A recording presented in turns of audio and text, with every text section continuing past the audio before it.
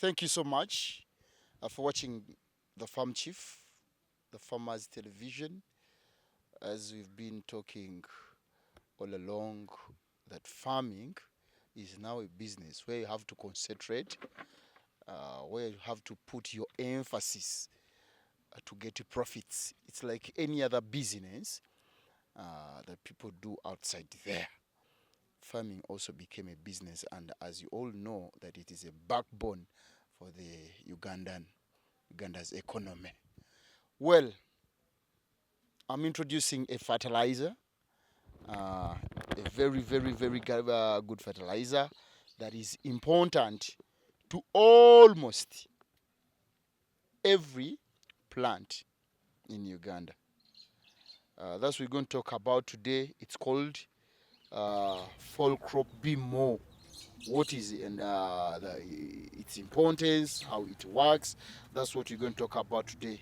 It is an inorganic foliar fertilizer, amino acids with boron and molybdenum, that is B-Mo. So if it is your first time to watch this Farmers TV, please subscribe, and after click on that notification bell. Don't hesitate to give us a thumbnail. And after, if you want to ask any question, please go in the comment section, ask. Of course, we shall be replying you. My name is Dipatoka Telega, the Farm Chief. I'm with Ambrose, the Director, Faith Agro Inputs Uganda. These guys are located in Container Village. Are you looking for fertilizers, both liquid and solid? Are you looking for seeds, the genuine seeds? They're the only guys where you can get all those. I'm introducing him right now to say hi. Murundi omulala ate tweyongereyo. Well, thank you very much, our viewers.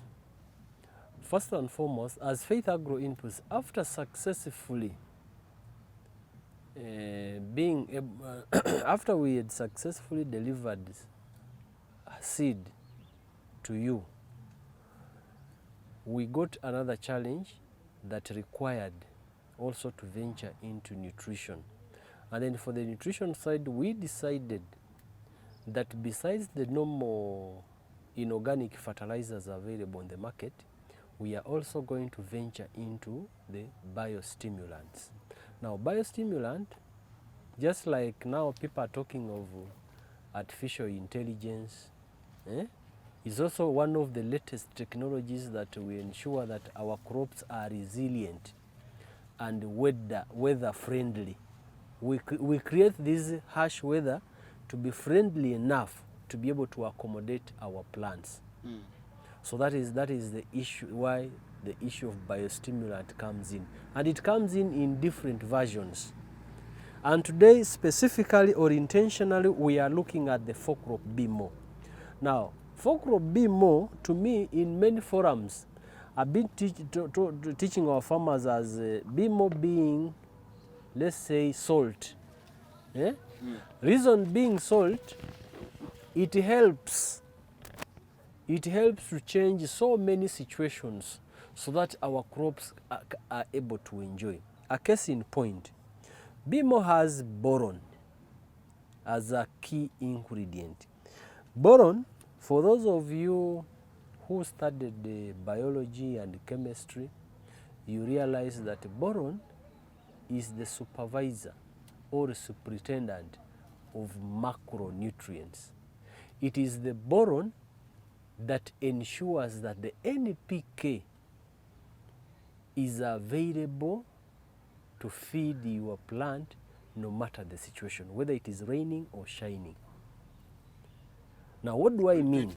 Repeat that. It is boron? It is boron that has a role to ensure that the NPK, the macronutrients in the soil, whether the one you applied when you are planting or the one naturally available, they work, stays within the root zone and serves or feeds our crop. Without boron, all the NPK will erode or will evaporate or will stagger away. and your plant will suffer. Let's assume I applied my fertilizers, Yes. the artificial ones. Yes. I applied them, but after applying them, maybe It rained. There is a heavy downpour. Yeah. There was a heavy downpour, and most of the nutrients eroded. Or it is too sunny. Yeah?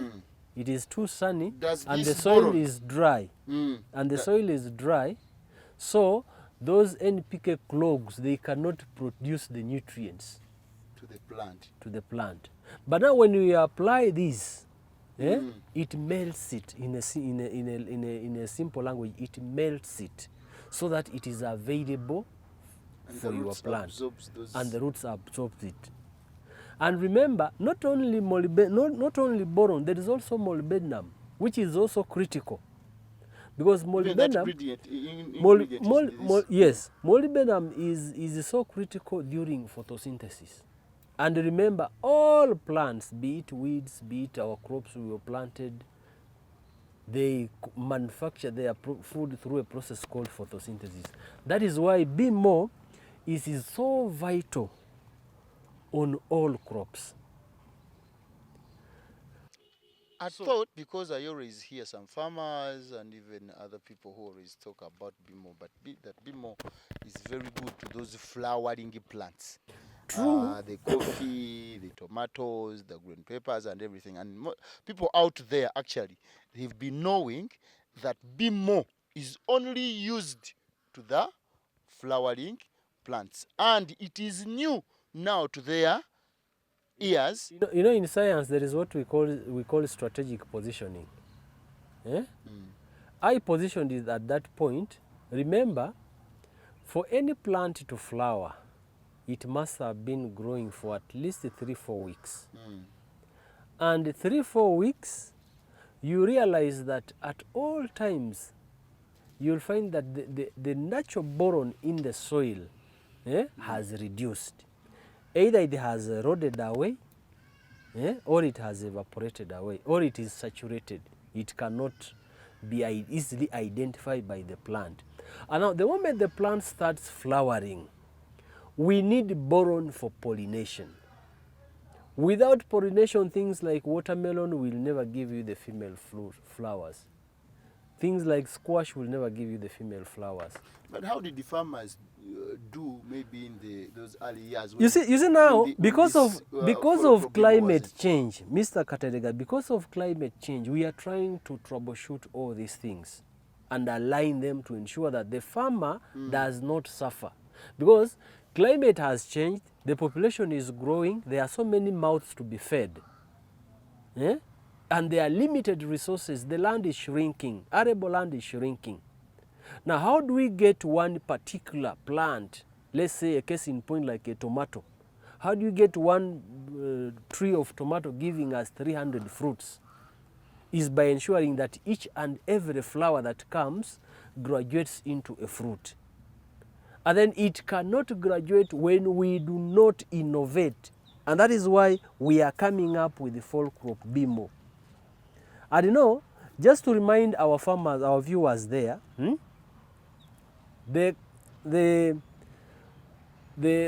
role number 1 is to prevent and correct any boron and molybdenum deficiencies. Remember, I said boron is the one that aids this, ensures that this flower becomes a fruit. Very key role. Molybdenum aids in photosynthesis. Without photosynthesis, you remember that fruit is supposed to store food that has been made by the leaves. Now, without molybdenum, that role cannot be conducted efficiently. So that is why B-Mo comes in handy. The little I know on B-Mo, because I'm also a farmer and I've been using it. It is said, then we direct us, whether we are wrong with my fellow farmers there who have been using this B-Mo, that it is normally applied only twice. Perfect. Is it true? Is it true? Very true. Reason being, boron Let's put it in our local, in our layman's language. Local, you and I, literally. Let me say literally. Boron is like salt. How often do you put salt in your sauce? You put salt to taste. And for boron to reach out to be effective in the plant, we need to apply it twice, so that now it has covered. Because when we exceed, we shall now suffer what we call boron toxicity. Boron toxicity will be characterized by, again, trying to treat the deficiencies that we have. That means we've already exceeded what we are supposed to do. Yes. Exactly. So when you know, and some farmers have made these mistakes because he applied the first time and he gave very good results. Now he becomes a routine. At the end of the day, he destroys what he has done, what he has prepared. So I need farmers to be very careful. B-Mo is applied either once or twice, and it covers across all the crops. When you look at this small garden, everything is shining, everything is vigor. The green color is seen. The green color is maximum. Reason being, the little macronutrients that this plant was able to access stuck and fed that plant to the maximum. Courtesy of what? B-Mo. So that is why I say B-Mo is very critical, and it works across all plants in different stages. Let's say, for example, when we are planting maize, we start applying on the 2nd week and the 3rd week and the 4th week. When we are planting cabbage, we apply it after 3 days. Imagine 3 days on cabbage. After transplanting. After transplanting, 3 days you apply. Yes, you repeat after 2 weeks. Then how about tomatoes? Tomatoes we apply on the 4th and 5th week. 4th and 5th week. Because that is when they start flowering. Exactly. Green pepper the same. Watermelon the same. After Onions 5 to 6 weeks. Yes. Then if you apply the first time, how long do you take to apply? Normally interval between 7 and 14 days, depending on your spray schedule. Okay? And another point which is so critical, and it is here. Yeah? Increasing plant resistance against adverse conditions. The adverse conditions can be either excessive rain or insufficient rain. That is why when those of us who heard on our nutrition episode on maize, when I talked of when you apply B-Mo, your plant is able to survive for 4 weeks without rain. And there is no sign of any challenge. And sometimes I want to put a disclaimer. Some farmers want to take this as a routine to use in case there is no. B-Mo is not used as for irrigation. Yeah? It does not serve as water for irrigation. B-Mo is a bio-stimulant that helps. Yeah? Helps the plant to survive in adverse conditions. So you don't have to elongate those adverse conditions and expect that my crops will survive. Sometimes we need to caution ourselves and as farmers to ensure that we are able to get what we want. And then the only way how we are able to get what we want is by following simple instructions. Okay, thank you so much, Mr. Ambrose. We are on the Farm Chief still. If you have not yet subscribed, please subscribe. If it's your first time to watch us, thank you so much, and please click on that notification bell. We are talking about fertilizer, that is Folcrop-B-Mo. It is used as the guy has spoken to us. In few minutes. Now, in few minutes, let me just how to apply. Now, B-Mo is applied as foliar. We mix in water, 50 ml in 20 liters of water, and spray on the leaves. Sometimes for those farmers who have the irrigation system, we can also apply as fertigation. But then when you are doing fertigation, What do you mean by fertigation? Fertigation is you are irrigating, at the same time you've put fertilizer in water for irrigation. That is fertigation. Yes, that is fertigation. But after successfully adopting B-Mo, it created another problem. Let's say, for example, if it is tomatoes, if it is watermelon, it produces a lot of fruits. I remember these fruits, because the plant was not prepared for it, you find that the size is small. That is when we introduced fruit booster. Now, fruit booster, its role is simple, is to ensure that it strikes, the plant strikes a balance between the vegetation and the fruit. And emphasis is put on what? On the fruit. So that we are able to get a uniform size fruits. The fruit should be able to be of the right shape. Yeah?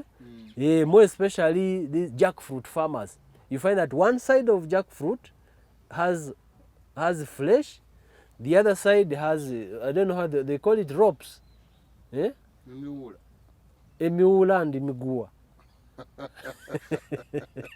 Yeah? So that is the role of fruit booster. Then, lastly, we have Folcrop-Sweet. Now, Folcrop-Sweet, it is a very wonderful product. It is there. You can give us that Folcrop. Folcrop-Sweet is a very wonderful product. Reason being, it enhances uniform ripening. Hey, uniform ripening. Uniform ripening. For tomatoes, green pepper, But whatever. what is the importance of uniform ripening? You see, these fruit we are taking to the market. The market you first see and admire before you purchase. Yeah? That is one. Number two, taste. So That it's sweet Folcrop-Sweet. taste. Yeah. When we are doing trials, efficacy trials, we tried on pineapples, we tried on pawpaws, we tried on mangoes, oranges, watermelon, and the results was outstanding. So when do we apply this Folcrop-Sweet? We apply 2 weeks to harvesting. 2 weeks to harvesting. And even remember, I talked about it on our maize. Yeah? On our maize, when the maize has started tasseling, we apply twice Folcrop-Sweet, so that our maize is able to be sweet for a longer period of time. Yeah? No, we are not complicating anything, but as a matter of, we are making our farmers more competitive. We are positioning our farmers to be able to position this themselves is my last for the question market. on B-Mo and Folcrop-Sweet. Yes, please. If a farmer outside there did not use maybe Folcrop-Sweet, and then another farmer used Folcrop-Sweet, we are all taking these things, our products on market. Nze atakozesa Folcrop-Sweet nkosebwa nti. How am I affected? One, you'll not have the right quality. Okay? Right quality. And remember, even Folcrop-Sweet also helps us in shelf life as a preservative. So imagine you've not used it, and then you are going to the market at the same time. Now, the brokers who are purchasing from you, theirs will rot easily, yours will continue. Yeah? And the major reason why we are introducing Folcrop-Sweet to our farmers is to ensure, to put something like an insurance scheme, whereby if I've supplied you my products and you paid me halfway, like if you don't pay me, I follow you to the market and then take money and give somebody who is going to pay me my money. But that thing has not been there. So we are introducing it so that the farmers are able. So even if the price is down, you can easily keep your fruits, you can easily keep your maize. No, as you are keeping, you try different vendors. They cannot easily decay. Yes. Yeah? For shelf life, we don't want to go the chemical way. Even when you are using fresh vegetables, the cabbages, you want your cabbage to stay fresh longer. Just apply this. And I know when I talk of these Ugandans are ill-behaved, they are going to get it and then start spraying on whatever they have not harvested. It will not work. It only works when you apply 2-3 weeks before you harvest. Whether you have your nakati and it has issues, please spray in the garden a week before you harvest. Don't uproot and then put in water and start sprinkling. It will not work, because it must be connected to the root system, then comes back to the leaf. Mukategedde. Binyuma bwebango omaze okubanga obitegeera. So those have been our two fertilizers. The Folcrop suite, he has explained to you how to use the importance and everything. We had even B-Mo, he has even explained how to apply, how to use the importances and everything. So I'm saying to you, my fellow farmers, that if you're looking for all these, the only place where to get them, actually, these are the real people, because they are the ones who distribute this. Faith Agro, I told you earlier before that they are found in Container Village. And what is the name of the building where you're located in Tebe? It is a Seria building next to Nakasero Mosque. Next to Nakasero Mosque. Opposite yard. By the way, can please read your contact? Sorry, for those ones who want to get in touch more about this, you can get me through WhatsApp. I'm +256 751 93 84 89. For any inquiries, anything that you've not understood, only WhatsApp, any no calling. concern, only WhatsApp. Because now sometimes we are in different time zones, and you send your message, you send anything, then I'll be able to send you a voice note so that I'll be able to get back to you. Okay. Thank you so much, ladies and gentlemen, those who have watched and those who will watch. A very good morning, good evening, and good afternoon.